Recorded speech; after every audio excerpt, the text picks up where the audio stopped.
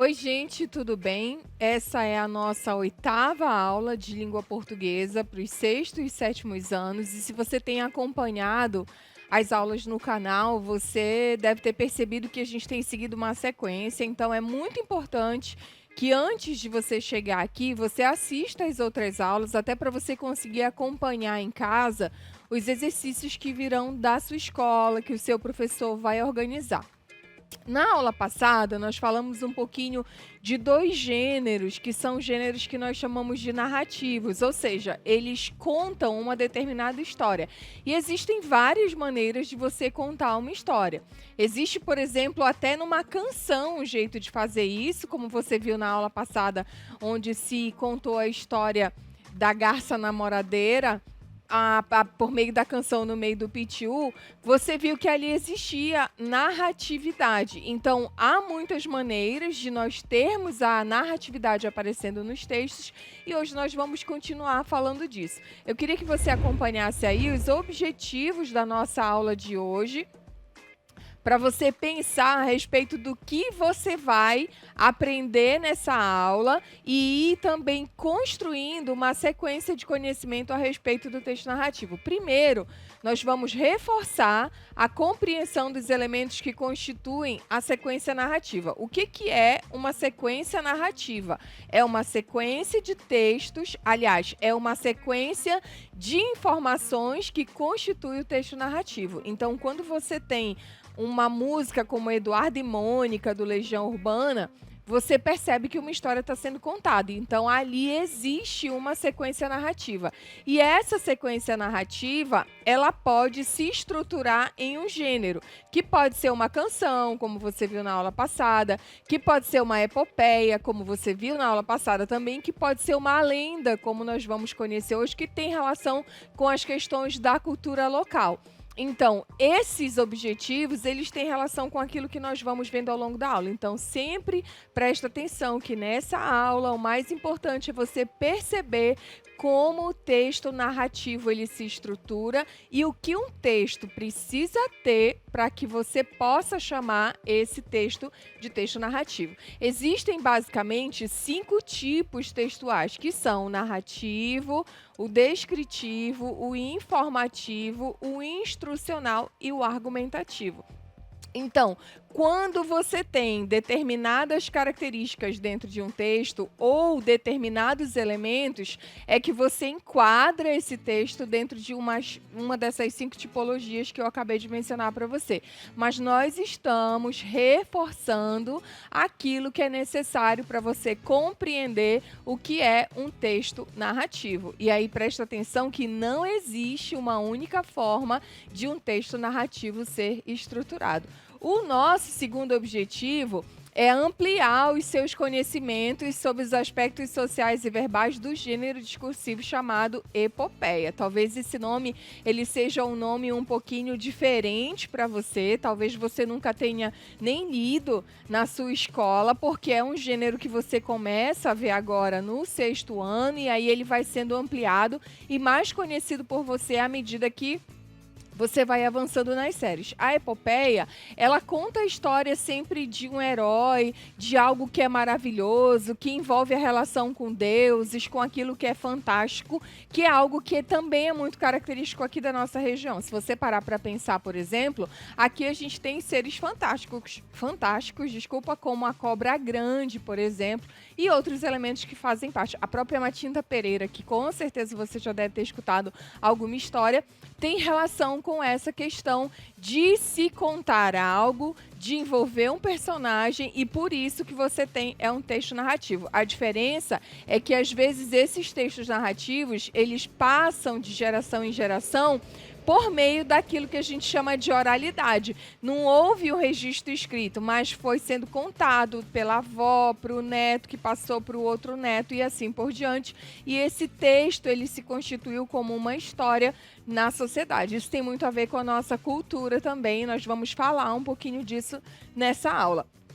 O outro objetivo é nós compararmos as questões temáticas que vão aparecer nos gêneros epopeia e lenda. Você vai ver que existe uma semelhança entre esses dois gêneros, não necessariamente em relação à estrutura, mas existe em relação ao tema. O que esses dois textos narrativos, os gêneros epopeia e lenda, eles podem apresentar em comum. Além disso, nós vamos também tentar reconhecer a cultura paraense através das lendas que constroem a nossa identidade. Você, como todo paraense que se preza, com certeza você deve conhecer alguma dessas histórias que as pessoas costumam contar no interior. Nesse momento de pandemia, por exemplo, muitas pessoas viajaram para os interiores e lá você sempre aprende uma série de histórias. Às vezes isso até se perde um pouquinho na capital, mas é algo que tem muita relação com aquilo que é cultural, que é nosso, que você não vai encontrar num outro lugar do país. Também nós vamos tentar ampliar as habilidades de leitura de texto narrativo. Então, dessa aula para frente, você não vai mais poder dizer que você não entendeu ainda o que é um texto narrativo, porque nós vamos falar de cada elemento bem explicadinho a respeito de termos da estrutura, de como o texto narrativo ele é constituído e de como ele vai aparecer, de como esses elementos eles vão aparecer nesses dois gêneros chamados epopeia e lenda, os dois nomezinhos para você não esquecer mais. Na aula passada, se você acompanhar aí comigo, você vai lembrar que você já pensou a respeito dessas perguntinhas que estão aí na sua tela. Quem produziu o texto, onde ele circula, qual foi a intenção, qual foi o papel social e o que a epopeia conta. Só que na aula passada nós vimos um outro texto. Hoje você vai acompanhar aí na tela comigo um trechinho de um texto muito famoso. Apesar de você do sexto ano ser muito jovem, você já precisa conhecer, que é Os Lusíadas do Camões. O texto diz assim, acompanhe a leitura comigo. Depois de procelosa tempestade, noturna sombra e sibilante vento, traz amanhã a serena claridade, esperança de porto e salvamento. Aparta ao sol a negra escuridade, removendo o temor ao pensamento. Assim no Reino Forte aconteceu, depois que o rei Fernando faleceu. Fica olhando para o texto aí comigo, que eu vou apontar para você algumas coisas relacionadas ao texto narrativo e ao que é epopeia. Se você assistiu a aula passada, você deve estar lembrado que a epopeia ela conta de forma muito fantástica alguma coisa que tem a ver com o heroísmo, com a mitologia, com aquilo que é fantástico, com aquilo que é maravilhoso. Se você observar bem aqui nesse verso que eu estou apontando para você, aparta o sol a negra escuridade, você vai ver que o sol ele teve uma importância muito grande para que algo acontecesse. Aqui, ó, no verso a seguir é dito, removendo o temor ao pensamento. Se você lembra, às vezes, de alguns conhecimentos que têm a ver com a sabedoria popular, você deve já ter escutado alguém dizer assim que depois do choro vem a alegria, ou o choro pode durar uma noite e a alegria vem ao amanhecer. Embora essa seja uma referência a um texto que é bíblico, também é uma referência a várias outras situações em que o sol ele teve um papel muito importante. Então, nesse texto que você acabou de ler, que é um texto que tem relação com as conquistas das grandes navegações portuguesas, e aí eu abro um parêntese para lembrar você de que esse é um conteúdo lá de história, então você pode conversar com seu professor depois a respeito do que foram as grandes navegações e de que ao longo de séculos os portugueses eles viajaram pelos mares para que eles conquistassem outras terras. Quando essa conquista ela acontecia, ela era contada. Às vezes ela era contada de uma maneira muito literal, exatamente como aconteceu, ou às vezes ela era contada de uma maneira em que os navegadores eles eram colocados como se eles fossem heróis. E aí, nessa maneira de construir esse herói no texto narrativo, como se ele tivesse enfrentado monstros, como se o sol fosse um deus, como se o sol fosse capaz de fazer alguma coisa, o que a gente observa é que é um jeito de contar, e esse jeito de contar, ele se estrutura num texto, e esse texto, esse gênero se chama epopeia. Então, volta comigo para o texto para você ver que no final desse trechinho aqui, ó, as epopeias, elas são separadinhas em pedaços, como você viu na aula passada, e esse pedacinho ele se chama Canto 4, que está aí na tela para você. No final dela, é dito que depois que aconteceu alguma coisa com alguém, e aí eu não vou entrar em detalhes ainda a respeito dessa epopeia com você, é que um fechamento na epopeia ele aconteceu. Isso tudo é para você prestar bem atenção. Aqui, ó, nessa estrofe inteira, e aí lembra que cada linha dessa que eu estou apontando para você eu chamo de verso, e esse bloquinho todo aqui eu chamo de estrofe. É muito importante você prestar atenção nisso, porque quando eu te falar de lenda e de epopeia, você vai ver que existe uma temática que é muito comum, mas eu não tenho a estrutura. Depois, quando nós observarmos a epopeia, você vai perceber, depois quando nós observarmos a lenda, você vai perceber que nem sempre uma lenda, aliás, quase nunca, a lenda ela é escrita da maneira que uma epopeia ela é escrita. Então, elas têm semelhança em relação ao tema, elas tratam, às vezes, das coisas de uma maneira muito heróica, muito fantasiosa, que envolve aquilo que tem a ver com o sobrenatural. Você vê que o sol, ele teve um papel importante aí, mas a estrutura é diferente. Essa epopeia que você estava vendo, a estrutura é uma estrutura em verso, e aí depois nós vamos conhecer uma lenda que tem uma outra estrutura que a gente chama de prosa, que é quando são organizados parágrafos e não estrofes, como você acabou de ver aí. O que é o gênero lenda que nós vamos ver agora? Se você perceber aí na sua tela, com certeza essa imagem ela leva você a pensar a respeito de alguma coisa. A nossa região, ela é uma região que é cheia de cultura, é cheia de informação. Eu queria que você, antes de a gente falar da lenda, olhasse esses elementos aqui, ó, que eu vou colocar para você. Esse ano, a Igreja Católica já divulgou que nós não vamos ter Sírio, não é? Mas eu tenho aqui elementos, o Sírio é uma festa religiosa, mas também é uma festa cultural.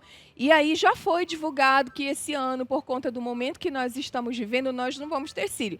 E aí tem simbolizado aqui para você dois elementozinhos que são representação, que é um pato aqui, o pato no tucupi, aqui a garrafinha de tucupi.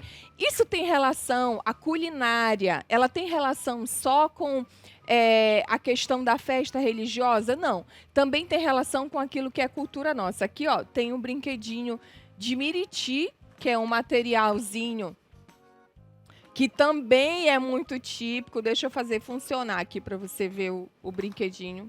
Aí, ó.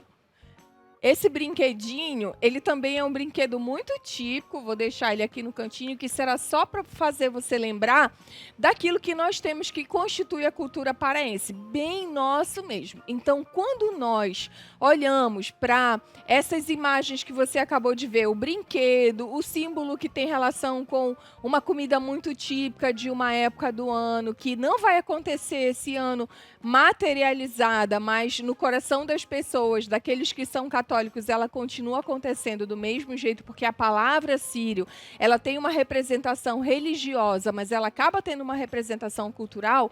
Isso tudo marca aquilo que nós chamamos de identidade. Se você for por aí em um outro estado e as pessoas pedirem para você falar e você disser 3 frases e em nenhuma delas você usar a expressão égua, você não é um paraense de verdade, porque todo paraense que é paraense, ele usa essa expressão quando ele fala. Às vezes você é inclusive reconhecido como paraense quando você fala. Além disso, nós temos o açaí, nós temos vários elementos que fazem parte da nossa identidade. E as lendas, elas são textos que registraram de alguma maneira isso que é a nossa identidade, que é a nossa cultura. E aí existem outros elementos que têm a ver com a nossa cultura, que tem muita relação com aquilo que está no nosso dia a dia também. Por exemplo, o Guaraná, que a gente está acostumado a tomar ou a consumir, existe uma lenda para contar a história do Guaraná, existe uma lenda que conta a história do açaí, e hoje a gente vai conhecer a lenda do Tambatajá para a gente comparar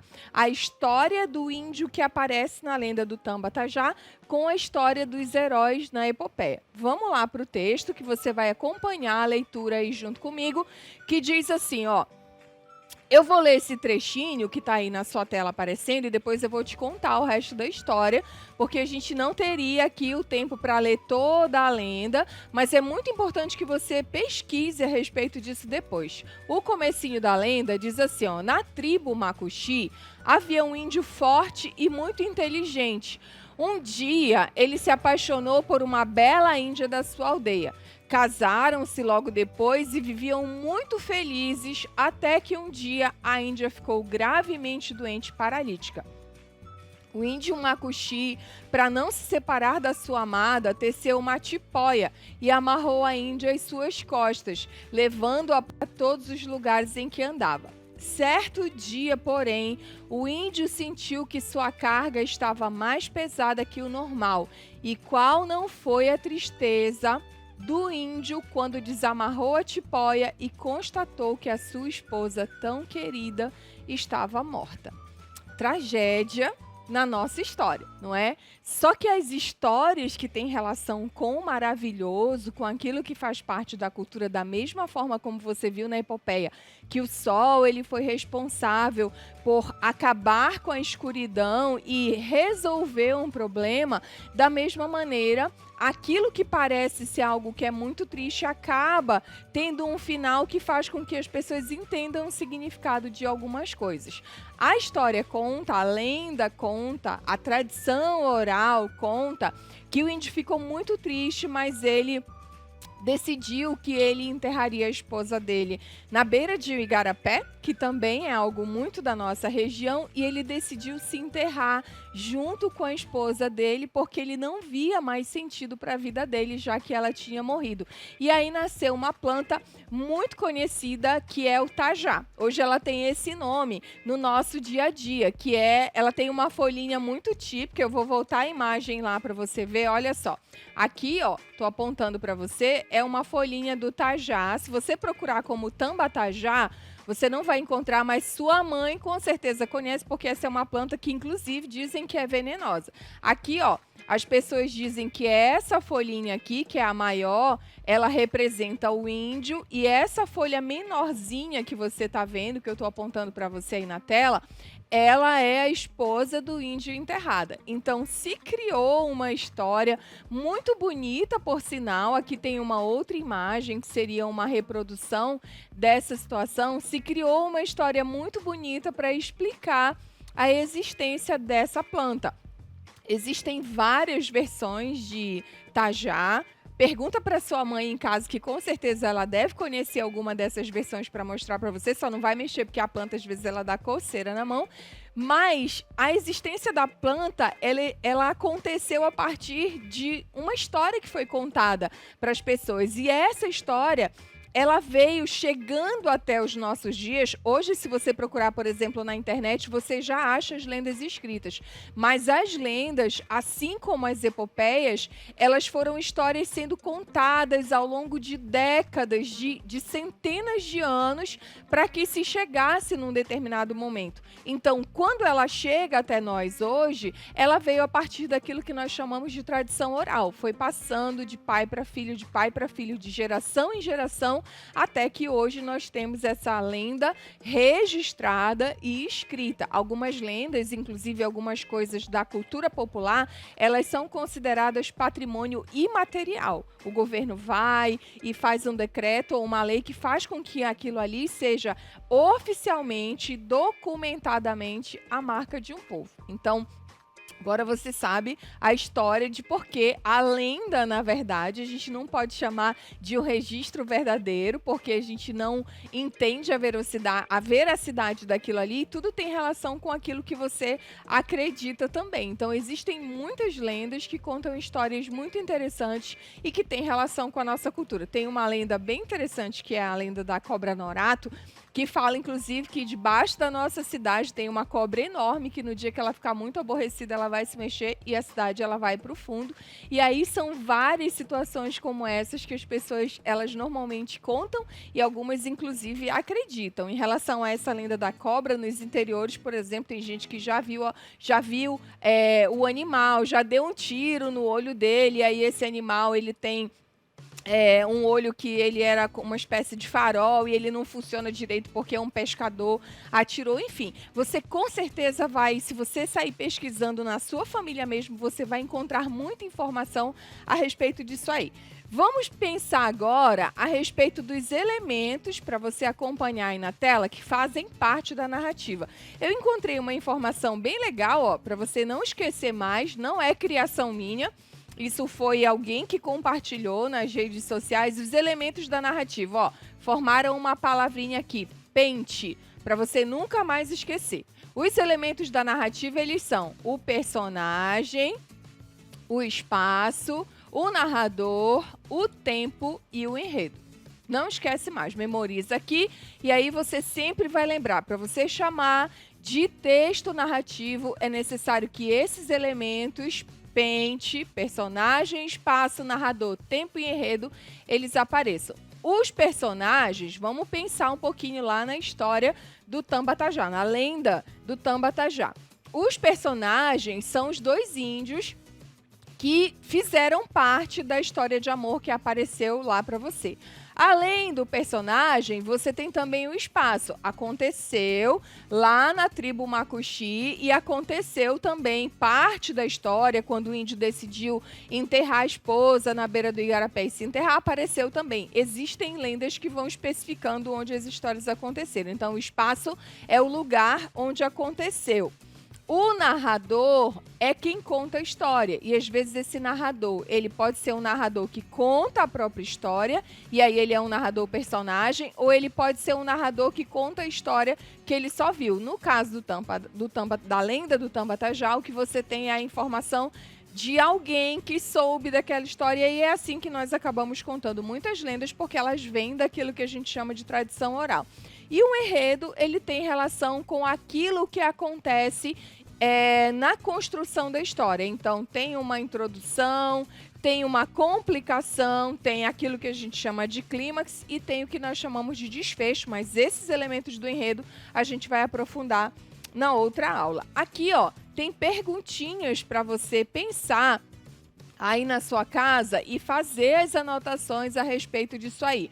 Os personagens, a pergunta é: com quem aconteceu? O espaço, onde aconteceu? O narrador, quem conta? É a própria pessoa contando a própria história ou é uma pessoa contando a história de uma outra? O tempo é quando aconteceu e o enredo se divide nessa estrutura que você vê aí, de introdução, conflito e desfecho. Então, todas as vezes que você pensar a respeito do texto narrativo, você vai lembrar do pente, personagem, espaço, narrador, tempo e enredo, para você lembrar que para ser narrativo precisa desses elementos. Aí, continua acompanhando aí, que tem algumas informações que estão relacionadas à diferença entre lenda e epopeia. Eu coloquei bem no centro aí para você observar, porque quando nós pensamos em uma lenda ou em uma epopeia, nós vamos pensar na cultura de um povo.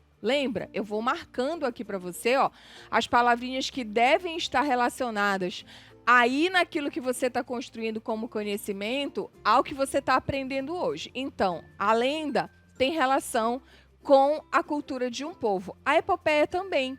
Lembra que eu falei para você que os Lusíadas contam a história das grandes navegações que fazem parte do que foi o desenvolvimento da sociedade portuguesa de séculos atrás. Então, tem relação com a cultura de um povo, independente de se contar aquilo de forma maravilhosa, envolvendo o fantástico ou não. O que importa é, as lendas e as epopeias, elas contam aquilo que tem relação com a identidade, com a cultura de um determinado povo. Volta para lá para você olhar. Na lenda e na epopeia também vai aparecer aquilo que é maravilhoso. O que nós chamamos de maravilhoso, Glauce? É tudo aquilo que tem relação com o que não é natural.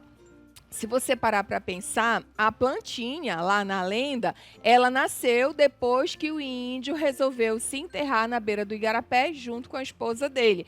E aí isso justifica a existência do Tambatajá.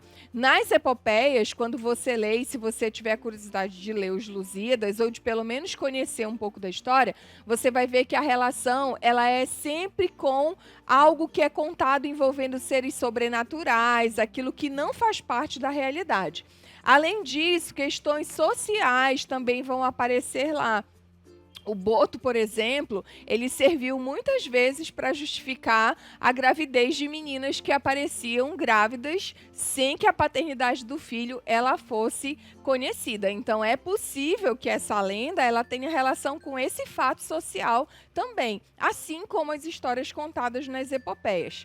As lendas e as epopeias também têm relação com a oralidade. E o que é a oralidade? É aquilo que é transmitido de geração em geração, sem que haja necessariamente um registro escrito do texto, nem da lenda e nem da epopeia. O que é divino também vai aparecer. Tupã, que é um deus indígena, ele talvez tenha sido responsável pela existência do Tambatajá, da Vitória Régia, que é uma outra lenda nossa, do Guaraná, do Açaí. Então, se você lê o texto, você vai perceber que sempre tem o envolvimento de uma divindade, de um ser sobrenatural.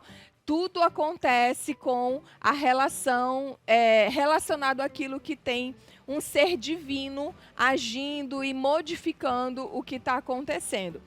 A identidade também ela tem relação nas grandes navegações e nas nossas lendas. Vocês vão observar que existem muitas marcas de um determinado povo. Nas nossas lendas, nós identificamos muito a cultura paraense. Os alimentos, eles têm várias histórias a respeito de como eles surgiram. Essas lendas, elas também, tanto a lenda, aliás, quanto a epopeia, elas também vão apresentar heróis. No caso do Tambatajá, você percebe que o índio ele é uma espécie de herói porque ele resolve se sacrificar em função do amor que ele sentia pela outra mulher. A imaginação popular, ela também tem muita relação com isso, porque as pessoas às vezes veem problemas e aí elas decidem. Lembra que isso não foi ontem que aconteceu, tá bom? Existem lendas que são chamadas, por exemplo, de lendas urbanas. E aí você com certeza deve conhecer, ou se você não conhecer, sua mãe com certeza conhece, a lenda da mulher do táxi, que é muito famosa e ela é conhecida como lenda urbana. Ela não tem relação com esses envolvimentos da natureza, mas também envolve o que é maravilhoso, envolve uma ação sobrenatural, envolve mistério, envolve aquilo que é chamado de fantástico também no texto. E por último, a gente não deixa de observar aquilo que é poético, a poesia, tanto na lenda quanto na epopeia. Para um texto ele ser considerado poético, não necessariamente ele precisa ser em formato de poema que nós estamos acostumados a ver em versos. Ele pode ter poesia, ele pode ter aquilo que nós chamamos de literário, sem necessariamente ele ter uma estrutura em verso, que é o que você vê na história de amor contada a partir do surgimento da plantinha que a gente conhece como tajá hoje. Para nós resumirmos a nossa aula, você vai acompanhar aí, ó. A epopeia é um gênero que apresentará ao leitor por meio de um poema extenso e que exprime narratividade, ações, feitos memoráveis de um herói histórico ou lendário que representa uma coletividade. Então, as histórias nas lendas e nas epopeias, elas não têm relação apenas com a individualidade de alguém, elas têm relação com aquilo que é coletivo. As lendas, elas também são narrativas de caráter maravilhoso, em que um fato se transforma sob o efeito da evocação poética ou da imaginação popular. E aí você vai pensar na Matinta Pereira, na Mulher do Táxi, no Curupira, que é um elemento criado pelos índios, elemento criado para mim que não acredito. Para você, de repente, você acredita no Curupira, então você vai dizer que ele existe. Isso tudo tem relação, inclusive, com as nossas crenças. Isso faz parte da nossa identidade. Mas o Curupira, ele tem uma história bem interessante. Ele é um símbolo, né, de proteção ambiental. Então, ele é um ser sobrenatural que ele vive na floresta e aí ele só se utiliza da natureza para ele se alimentar, ele não destrói, ele não desperdiça e aí ele encanta. Existe toda uma história por trás, pessoas que vão destruir a natureza. Então, as lendas, elas são narrativas e elas têm relação com a imaginação popular. Às vezes, uma determinada situação aconteceu e aí é contado uma história para que se justifique aquela situação, já que ninguém tem uma explicação natural, que seja mais real a respeito da situação. Nos dois gêneros, aqui no finalzinho já para você acompanhar, se admite a presença do maravilhoso e por eles serem narrativos, nós vamos sempre encontrar personagens, espaço, narrador, tempo e enredo. Então, quando você pensa nesses dois gêneros que são considerados gêneros narrativos, você vai perceber tanto na epopeia, não esquece mais esse nome que é o que você aprendeu hoje, quanto na lenda, que é algo que você já conhecia, nós vamos ter os elementos pente que você viu lá, personagem, espaço, narrador, tempo e enredo. Sobre o enredo, nós vamos falar mais especificamente, mais detalhadamente na próxima aula, quando a gente se vê na outra semana.